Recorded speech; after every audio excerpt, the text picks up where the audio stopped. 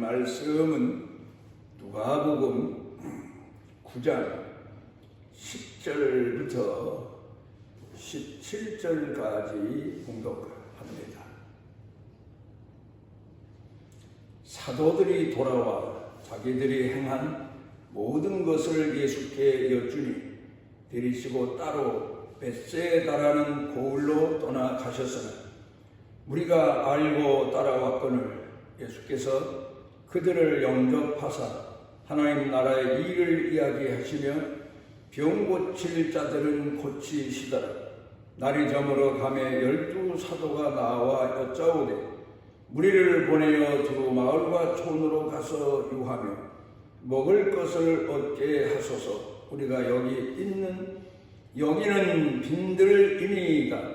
예수께서 이르시되 너희가 먹을 것을 주라 하시니 여짜오되 우리에게 떡 5개와 물고기 2마리밖에 없으니 이 모든 사람을 위하여 먹을 것을 사지 아니하고서는 할 수 없나이다 하니 이는 남자가 한 5,000명 되밀어라. 제자들에게 이르시되 때를 지어 한 50명씩 앉히라 하시니 제자들이 이렇게 하여 다 앉힌 후 예수께서 떡 5개와 물고기 2마리를 가지사 하늘을 우러러 축사하시고 떼어 제자들에게 주어 무리에게 나누어 주게 하시니 먹고 다 배불렀더라. 그 남은 조각을 12 바구니에 거두니라. 어렸을 때 많은 기억이 납니다마는 우리 나이를 전후로 사는 사람들은 아마도 어렸을 때 기억하면 어려운 시절을 살던 때를 기억에 떠올리게 될 겁니다. 제대로 먹지도 못하고 제대로 입지도 못하고 또 겨울에 따뜻한 방에서 제대로 살지도 못하고 전쟁 후에 갖가지 고난과 고생을 수도 없이 겪으면서 어린아이 때를 성장했기 때문에 그 기억이 평생에 지금에 와서 아무리 잘 먹고 잘 산다 하더라도 잊혀지지 않을 겁니다. 제가 어렸을 때에 간혹 친구들과 어울려서 또 당시에 교회 열심히 다니던 누님이 나를 데리고 교회에 가서 주일학교 예배에 참석도 하고 그럴 때에 교회에서 구호물자를 나누어 준 적이 있습니다. 미국에서 보낸 구호물자라고 하는데 생활에 필요한 것들이죠. 대부분 모자도 있고 장갑도 있고 또 그 외에 여러 가지 티셔츠도 있고 그걸 이제 하나씩 여러 가지 종류고 사람이 여럿이니까 그냥 순서대로 목사님이 집히는 대로 하나씩 집어줍니다.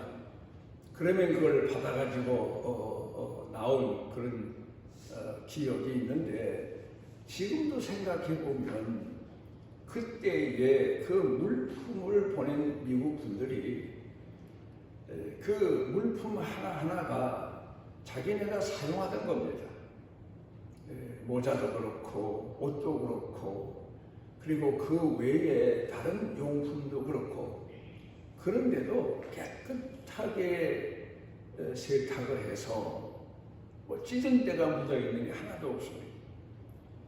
그리고 그걸 이제 한국에 손질해서 거기다가 또 혹 오다가 상할까봐 소독약까지 넣어서 그래서 보냈던 것 같습니다. 받아보면 소독약 냄새도 났었고 그런 기억이 있습니다. 지금도 우리 나라에서 선교사님들이 저개발 국가로 선교를 나갑니다. 필리핀 산지나 저 몽골 그 외에 남미 이런데 아프리카 각처로 선교를 나가는데 한국 교회가 옛날에 우리가 미국 교회에 빚진 걸 생각하면서 옷들도 모으기도 하고 어린아이가 어렸을 때 신던 성장해서 못 신게 된 신발도 손질해서 교회에 가져다 내고 그래서 모아서 전도하는데 그 지역 주민들에게 나누어 주라고 보냅니다. 그런데 우리는 아직까지도 수준이 옛날 미국 분들이 우리나라에 구호물자를 보내던 그때 수준의 신앙 수준이 못 미치는 것 같습니다. 교회에서 혹 이제 옷을 모은다든가 또 어린아이들 옷이나 신발 그 외 학용품 이런 것들을 모으면 가져오는 걸 보면 세탁도 안 된 게 있기도 하고 손질이 안 된 게 있기도 하고 그런 걸 봅니다. 그러니까 그거는 자기 집에 남아있는 것을 쓸모없는 것을 모아다가 교회에 내고 교회에서는 그걸 모아다가 선교지에 보내라. 그런 의미와 뜻 같습니다.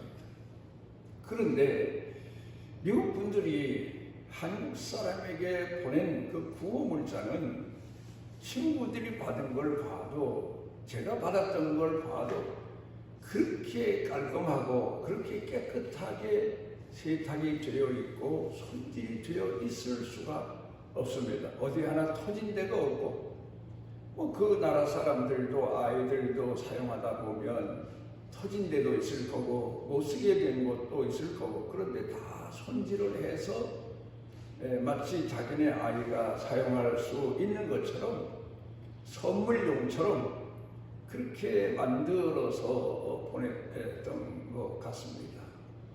어렸을 때 어려운 처지에 받았던 그런 선물이지만 그게 굉장히 오랜 기억에 남는 것은 어려울 때에 따뜻한 손길을 마음을 모아서 보낸 그런 물품들이기 때문에 지금까지 기억에 남는 것 같습니다.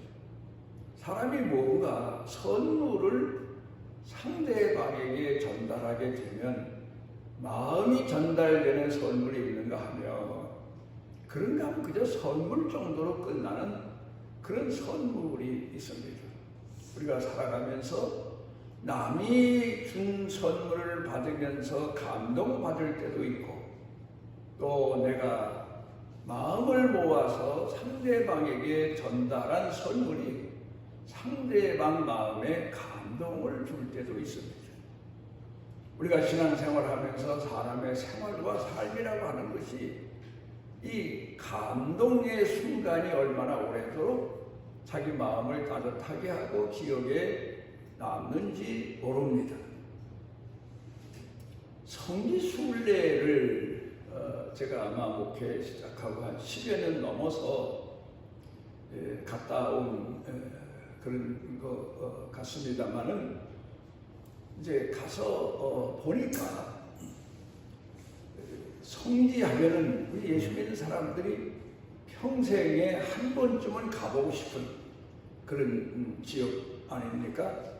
그런데 가서 보니까 문제가 바로 그겁니다. 로마 캐톨릭 교회에서 성지마다 그 예수님의 탄생하신 나사렛 또 그 다음에 예수님께서 성장 과정을 거치셨던 가버나움 지역 그런 다음 예수님이 고난당하신 예루살렘 이런 곳곳에 기념교회를 지어놓은 겁니다. 그런데 그때 당시에는 잘 몰랐습니다. 그런데 이제 세월이 지나면서 가만히 생각을 해보니까 로마 캐톨릭에서는 천주교에서는 옛날에 예수님께서 탄생하신 곳부터 십자가에 못 박혀 돌아가신 곳까지 부활 승천하신 곳까지 기념한다 하는 의미에서 기념교회를 지어 놓았지만 이제 생각해 보면 실제로 예수님께서 그 지역에 오셔서 33년 동안 사시고 그리고는 십자가에 못 박혀 돌아가셨고 부활승천하신 그 실제 예수님의 생활에서 성도들로 하여금 멀어지게 만들었지 않았나. 실제 그때의 그 장소를 그냥 그대로 보존해 주었더라면 예수님이 얼마나 고난당하셨을까. 얼마나 이 지역에서 산 언덕에서 피땀 흘려가며 고생하시며 기도하셨을까. 그런 것들을 떠올려 생각할 수 있는데 그 감동을 지워버린 거예요. 약화시켜버린 거예요. 교회를 지어놓고 마치 예수님께서 영광 중에 33년을 사신 것처럼 그렇게 미화를 만들어 놓은 겁니다. 그래 지내놓고 가만히 생각해 보면 거기 가서 실제로 예수님의 고난의 흔적을 신이 제대로 느껴보지 못하고 온 게 아쉬운 이제 그런 기억으로 남습니다. 그런데 이제 뭐 성지순례 갔다고 해서 사해바다도 가보기도 했지만 그래도 다행한 것은 사해바다는 그 소돔 고모라산 심판 때에 그 현장을 그대로 보존시켜 놓지 않았나 그런 생각이 됩니다. 그리고 사해바다 근방 옆으로 보게 되면 소금 덩어리가 여기저기 있는데 성경에 기록된 대로 롯의 아내가 소금 기둥이 되었다. 뒤를 돌아보므로 그런 기록이 있지 않습니까? 그런데 가서 보니까 어느 소금 기둥이 롯의 아내인가 하고 보지만 구별이 잘 안 되죠. 소금 기둥이 많더란 말입니다. 그걸 보면서 아하, 롯의 아내만이 아니고 많은 사람들이 소돔 고모라성 불타니까 아마 도망가면서 위협을 느껴 도망가면서 뒤를 돌아봐서 소금 기둥이 되지 않았나. 오늘까지 그때 본 그 기억이 많은 교훈을 주는 그런 현장인 것을 생각해 보게 됩니다. 성경으로 돌아가서 보면은 우리 기독교는 어떤 종교인가? 지적인 종교인가? 성경에서는 지혜를 많이 강조합니다. 또 구약 성경 가운데 보면 율법을 많이 강조합니다. 그런데 신약에 와서 예수님이 강조하신 내용을 가만히 생각해 보면 살아요. 그래서 우리 기독교는 오히려 지적인 것보다 율법적인 것보다 감정적인, 감성적인 그런 종교다. 그렇게 생각해 볼 수 있겠습니다. 그런 마음을 가지고 성경에 기록된 내용들을 우리가 읽고 묵상해 보게 되면 이때는 예수님 마음이 이루어하셨을 거다. 예수님 앞에 칭찬받은 사람들의 믿음이 아마도 이러했을 거다. 그 사람들의 마음이 아마도 이러한 마음에서 예수님 앞에 충성하고 헌신하며 인정받았을 거다. 그런 생각을 하게 됩니다. 마태복음 25장에 보게 되면 심판날에 가서 예수님께서 앉아 계시고 우리가 현재 세상에서 상상하는 대로라면 오른편에는 이제 사람들을 소개하시고 앞에 오는 사람들을 너는 왼편으로 가라 해서 왼편에 소개하시고 그럽니다. 그리고는 나중에 다 이렇게 갈라놓으신 다음에 오른편에 있는 사람들에게 말씀하시기를 내가 줄일 때 먹을 것을 주었고 내가 헐벗을 때 입을 것을 주었고 내가 나그네 되었을 때 영접해 주었고 내가 병들었을 때에 나를 간호해 주고 치료해 주었다. 그러니까 이 사람들이 깜짝 놀라서 우리가 언제 예수님이 줄이신 것을 먹을 것을 드리고 언제 헐벗으셨을 때에 입을 옷을 드렸습니까? 하니까 예수님께서 말씀하시기를 이 가난한 자에 헐벗은 자에 병든 자에게 한 것이 곧 내게 한 것이다. 그렇게 예수님께서 칭찬을 해 주십니다. 그러니까 승천하신 예수님이 우리가 이 땅에 있으면서 예수 믿는 사람들이 믿는 사람 중에 아니면 외인일지라도 병든 사람, 가난한 사람, 헐벗은 사람을 돌볼 때 얼마나 예수님께서 감동하셨을까? 얼마나 기뻐하셨을까? 얼마나 그를 귀히 보셨을까? 이런 생각을 해볼 수 있는 거 아닙니까? 그러면서 얼마나 그 선을 행하고 충성하고 헌신하고 남들을 돌아보는 사람을 귀히 보셨을까? 또 왼쪽에 있는 사람들에게 너희는 내가 죽였을 때, 목말랐을 때, 먹을 것도 마실 것도 헐벗을 때에 입을 것도 주지 않았다. 아니 예수님이 언제 우리 앞에서 헐벗고 줄이시고 언제 목마르셨습니까? 하니까 소자에게 하지 아니하는 것이 곧 내게 하지 아니한 것이다. 그러니까 왼편에 있는 사람들은 자기 이익만 챙기고 헌신하고 봉사하고 남을 감싸주고 어루만지는데 인색하게 살았다. 평생을. 마음은 원이로되 육신이 약하다. 마음은 원하지만 내가 바빠서 이런 핑계로 가난하고 병든 사람을 찾아가지도 않았고 돌보지도 않았고 그들에게 긍휼을 베풀지도 않았구나. 예수님이 그럴 때 얼마나 그 사람들을 보시면서 섭섭해 하셨을까? 제사장과 레위인이 강도 만나 다 죽어가는 사람을 보고도 바쁘다는 핑계로 그냥 갈 때 얼마나 서운하셨을까? 이런 생각도 해볼 수 있는 겁니다. 우리가 살아가면서 믿는 사람 중에 우리보다 어려움 당하는 사람을 돌봐주고 그리고 감싸주고 위로해주고 치료해주는 게 곧 예수님을 위로해드리고 치료해드리고 예수님 마음의 감동을 고마움을 드리는 그런 삶인 것을 우리가 돌이켜 생각해 보게 됩니다. 누가복음 16장 21절 가운데 보면은 부자로 살았습니다.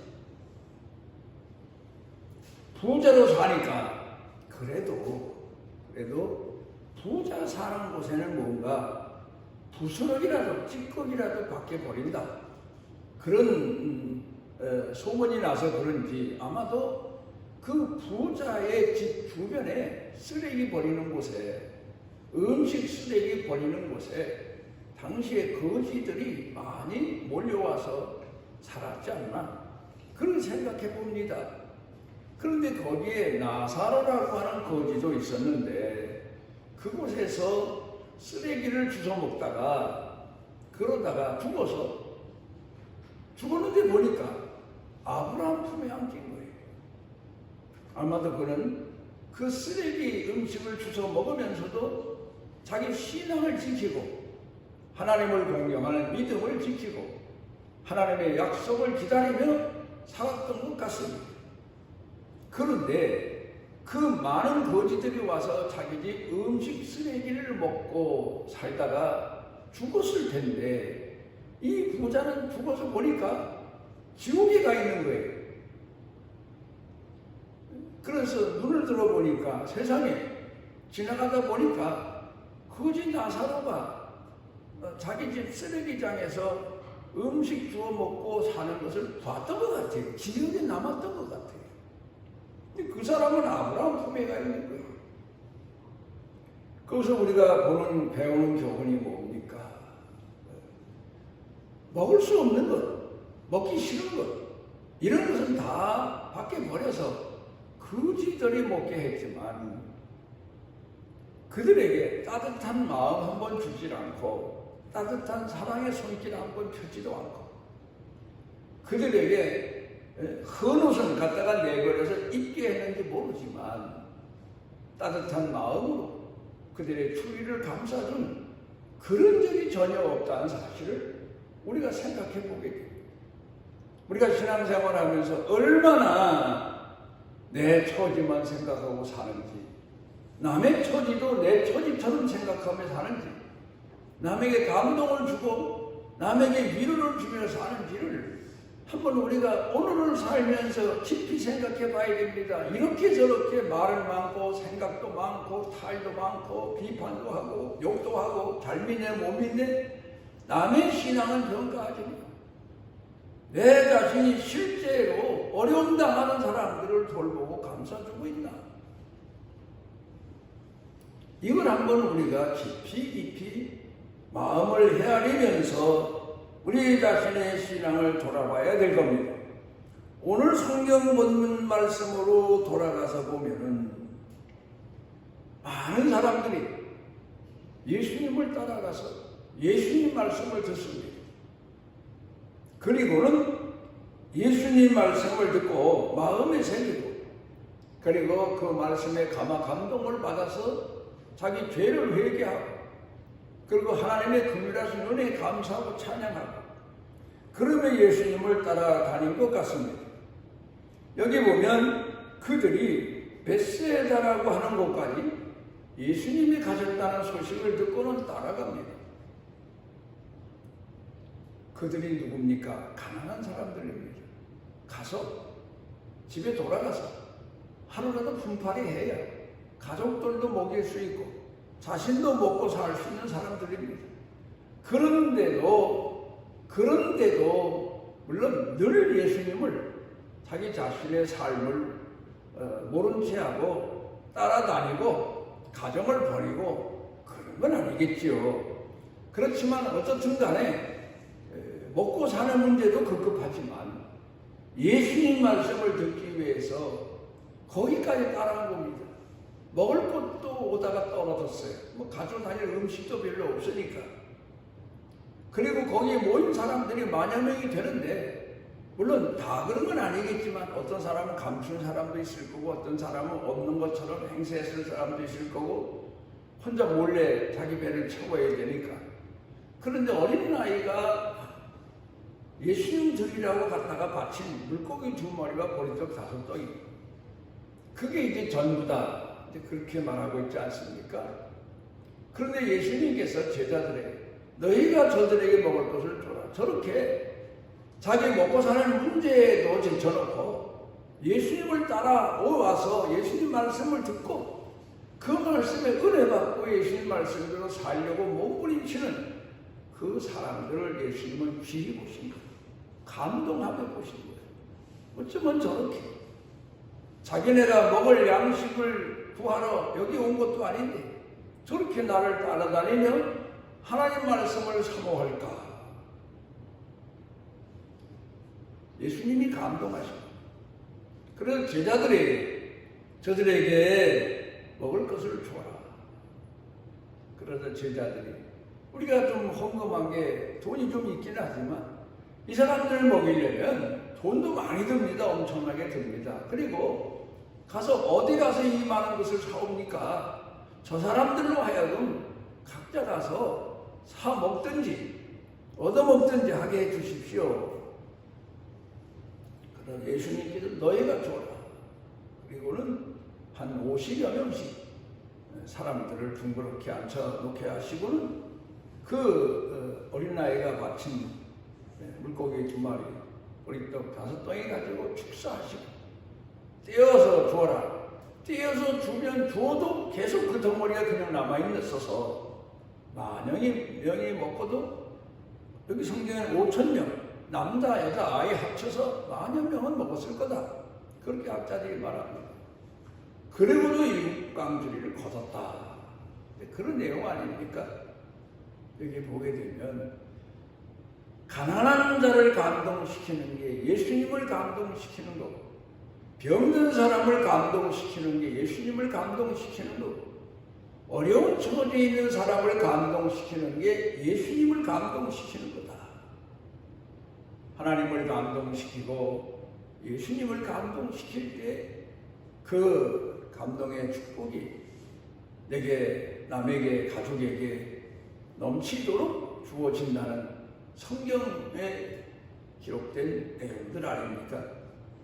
예수님이 이 땅에 오셨을 때에도 예수님을 그냥 스승과 제자 사이로 생각하고 예수님을 따라 섬긴 사람도 있는가 하면 예수님을 진정으로 주로 생각하고 예수님 앞에 충성하고 헌신한 사람들의 이야기가 성경에는 많이 기록되어 있습니다.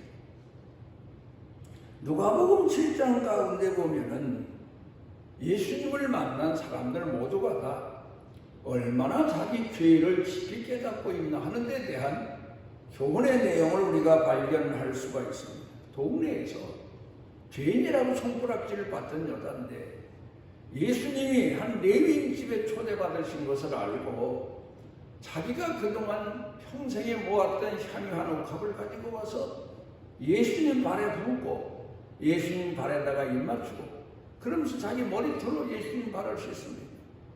무슨 의미입니까? 최고의 존경이요, 최고의 감사요, 최고의 감탄이요, 감격의 순간입니다. 그래서 예수님이 그런 여인을 보시고 내 많은 죄가 사해졌다. 왜? 내가 나를 사랑함이 그만큼 크기 때문이다.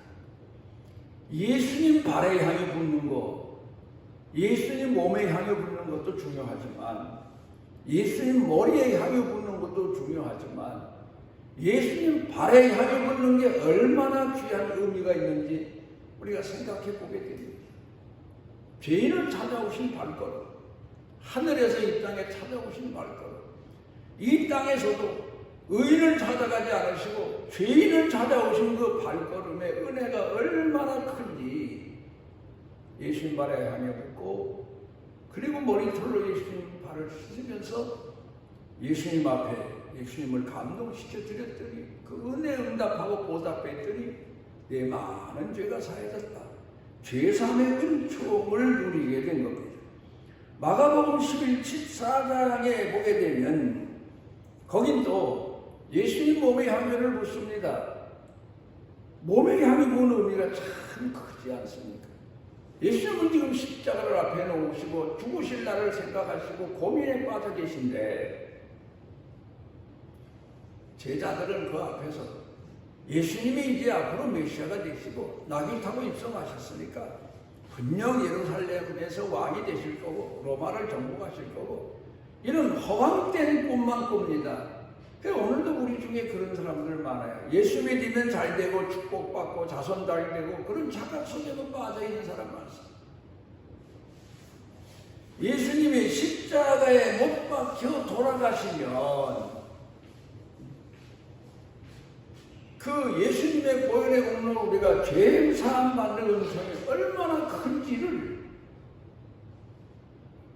제대로 헤아리지 못하고 사는 사람들 참 많습니다. 그런데 그 중에서 예수님 십자가에 못 박혀 돌아가셔 그 시신의 향유를 부는 심정으로 예수님의 죽으심의 의미를 가슴에 안고 가슴 아파하면서 예수님 몸에 향유 부은 그 내용을 보게 되면 예수님이 예수님 마음을 헤아려 드린 이 여인의 헌신을 얼마나 귀히 보셨는가. 제자들이 뭐 그걸 팔아서 무슨 돈이 얼만데 가만두어라. 가난한 자들은 너희와 함께 있지만 저는 내 장례를 준비했다. 귀한 내용의 말씀 아닙니까? 그런가 마가복음 12장에 보게 되면 많은 사람들이 헌금하는데 한 아주 가난한 여인이 우리가 성화에도 보지만 어린 아이를 안고 홀로 사는 여인이 두 렙돈을 그 헌금함에 드렸더니 오늘 헌금 제일 많이 한 사람이 바로 이 사람이다. 사람들이 깜짝 놀래요. 그때 예수님이 말씀하시기를 다른 사람들은 넉넉한 가운데 헌금했지만 이 여인은 자기 생활비 1,000%를 드려요. 여러분 무슨 생각을 하십니까? 성경 가운데 보게 되면 엘리야 때 예수님께서 누가복음 4장에서 기울들어 말씀하셨지 않습니까? 시돈 땅에 과부가 있었는데 기근 때 이 엘리야를 누구한테 보낼까 생각해 보시니까 시돈 땅 과부밖에 없어요. 유대인은 그 기근 때에 정말 자기 마음을 다해서 엘리야를 섬길 만한 여자가 없는 거예요. 그 믿음이 없는 거예요. 며칠도 아니고 가뭄 지날 때까지.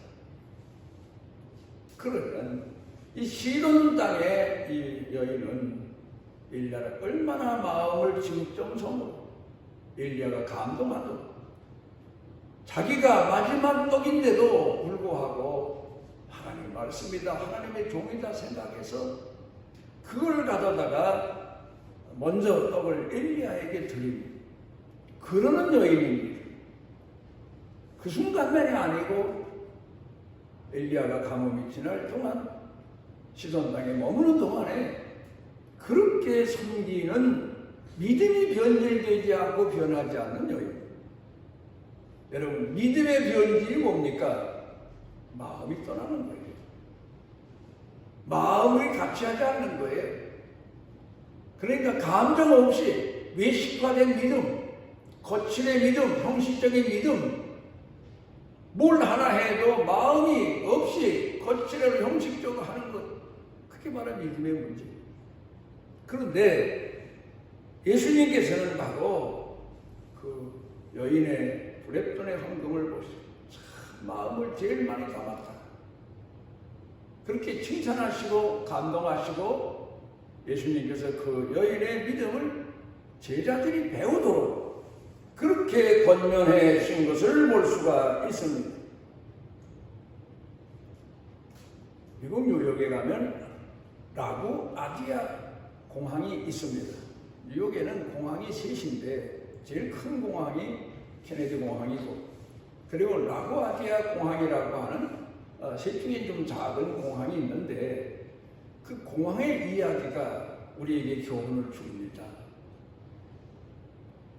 재판관 판사가 노인을 앞에 놓고 재판을 하는 거예요. 왜 도둑질을 했습니까? 그랬더니 그 노인이 배가 고파서 도둑질을 했습니다. 그 고백한 거예요. 그러니까 판사니까 법대로 해야죠. 당신이 저지른 도둑질에 대한 벌금은 그 당시 10불 하면은 굉장히 큰 돈이에요. 10불이다. 그리고 땅 하고 이제 언도를 내립니다. 그리고 하는 얘기가 우리가 살고 있는 이 뉴욕시에 이렇게 가난해서 이렇게 남의 것을 훔치는 사람이 있다는 것은 우리에게도 공동 책임이 있습니다. 나도 그 공동 책임을 절실하게 느낍니다. 그래서 내가 그 책임을 느끼는 의미에서 내가 10불을 내겠습니다. 여러분도 공동 책임을 느끼고 여러분도 함께 이 돈 내는 데 동참해 주십시오 하고 흔히들 옛날에 모자를 벗어서 돌렸더니 47불이 모인 거예요. 엄청난 돈입니다. 그 당시. 그러자 10불은 그 노인에게 벌금으로 내시오 하고 그리고 37불은 가져다가 생활에 보태 쓰시고 그리고 보냈습니다. 그 이야기가 미국 전체에 획기적인 뉴스로 전해졌겠지요. 그런데 이 판사가 나중에 라구아디아라고 하는 판사가 뉴욕 시장의 후보로 나와서 당선돼서 3번이나 그 시장을 지내면서 미국 뉴욕의 가난한 사람들을 위해서 얼마나 많이 헌신을 했으면 그가 죽은 다음에 공항 하나를 라구아디아 공항이라고 이름을 붙였겠습니다. 우리 기독교는 감동의 종교입니다. 하나님은 감동하시는 하나님이십니다. 우리가 오늘 신앙생활을 하면서 하나님의 감동을 우리 가슴에 담고 하나님을 감동시켜드리고 우리 이웃 사람들에게도 감동을 전하는 것, 그게 복음 전하는 것. 기도하시고 우리를 사랑하셔서 주의 자녀 삼아주시고 주 앞에 마음을 쏟아 예배할 수 있도록 은총 주신 아버지, 우리도 주의 사랑을 가슴에 안고 가족으로부터 이웃에게까지 원수에게까지 이방에게까지 주의 사랑을 전달하는 산 신앙인이 되게 하옵소서. 예수님 이름으로 기도드리옵나이다. 아멘.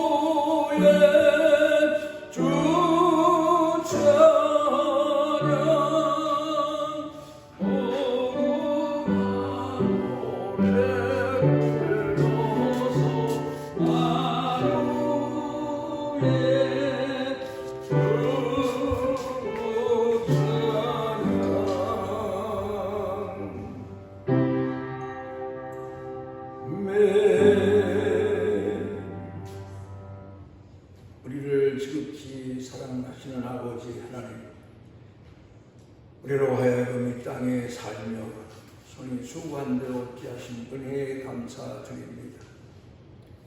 더더욱 주님 사랑하는 마음으로 우리 삶에도 일터에서도 충성스럽게 사랑을 쏟아가며 살고 또 우리 가족과 이웃에게도 하나님 앞에도 그 하나님 앞에 받은 은혜 응답하며 사는 감동의 역사가 평생에 넘치게 해 주시옵시고 이 고귀한 신앙의 복이 자녀 자손 대대로 유산으로 물러지는 은총을 더하여 주옵소서. 예수님 이름으로 축복하옵나이다. 아멘. 이스라엘의 하나님 여호와께서 그 날개 아래 보호를 받으러 온 내게 온전한 상 주시기를 원하노라. 우리를 죄에서 구속해 주시고 우리 곁에 계시고 우리의 선한 목자 되심을 평생토록 포기치 아니하시고 함께 하시는 우리 주 예수 그리스도의 무한하신 은혜와 우리를 선택하시고 허물과 죄가 태산 같을지라도 우리를 실어버리지 아니하시고 영원토록 사랑하시는 아버지 하나님의 만극하신 사랑 우리 속에 내재하셔서 깨닫게 하시고 감동케 하시는 성령님의 능력의 은총, 사랑하는 자녀들 머리 위에 생각 그리고 그 마음, 일터, 가정, 온 교회 중에 넘치고 넘치도록 함께 하시기를 축원하옵나이다.